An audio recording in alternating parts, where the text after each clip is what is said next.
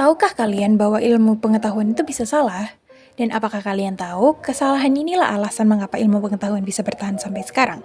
Yuk simak videonya. Sebelumnya, apakah Anda tahu apa itu falibilisme?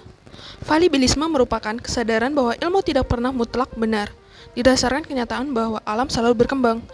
Namun bukan berarti menyalahkan, tetapi dibenarkan.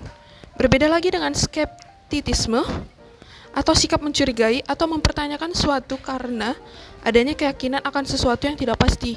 Falibilisme tidak mendorong manusia untuk meninggalkan ilmu pengetahuan yang ada, karena ilmu pengetahuan perlu memiliki penjelasan secara logis untuk dipercayai.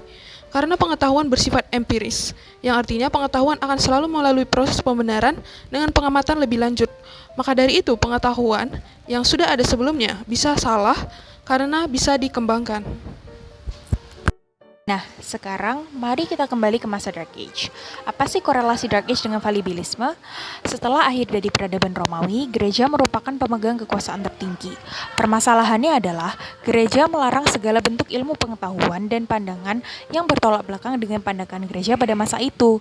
Dengan ini, kehidupan masyarakat mulai mengalami keterbelakangan. Dan masa inilah yang disebut sebagai Dark Age. Memang kebijakan yang dilakukan oleh gereja tidak bisa disebut dengan pandangan falibilisme dan lebih condong kepada pandangan skeptisisme. Namun dengan adanya kebijakan dari gereja ini yang mendorong para ilmuwan untuk berinovasi dan juga memperbarui ilmu-ilmu pengetahuan yang sudah ada sebelumnya. Nah, setelah masa Dark Age, kita akan berpindah ke masa Renaissance atau masa pencerahan. Salah satu tokoh di masa ini adalah Galileo Galilei yang mendukung teori heliocentris yang dikemukakan oleh Nicolas Copernicus.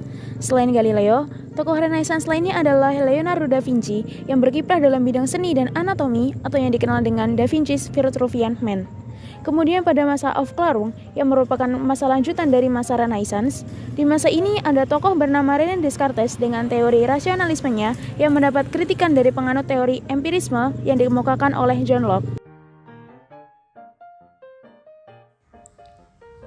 Revolusi industri adalah suatu peristiwa yang terjadi pada tahun 1760 sampai 1850, di mana pada masa ini terjadi perubahan besar-besaran dalam bidang manufaktur, pertanian, dan industri, yang mana perubahan ini memiliki dampak pada ekonomi, sosial, dan budaya.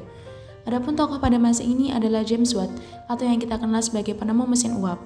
Pada tahun 1795, temannya meminta bantuannya agar menyempurnakan mesin uap yang ada, mengingat mesin uap kala itu masih menggunakan desain yang sama yang dibuat oleh Thomas Newcomen. Tentu saja hal ini menarik perhatiannya, sehingga 5 tahun kemudian ia berhasil menemukan mesin uap yang lebih efisien dari sebelumnya. Tapi, apakah ilmu pengetahuan yang berkembang di benua Eropa pada saat itu hilang begitu saja? Tentu saja tidak. Seperti pada masa Renaissance munculnya humanisme, yang merupakan sebuah pemikiran filsafat yang mengedepankan nilai dan kedudukan manusia.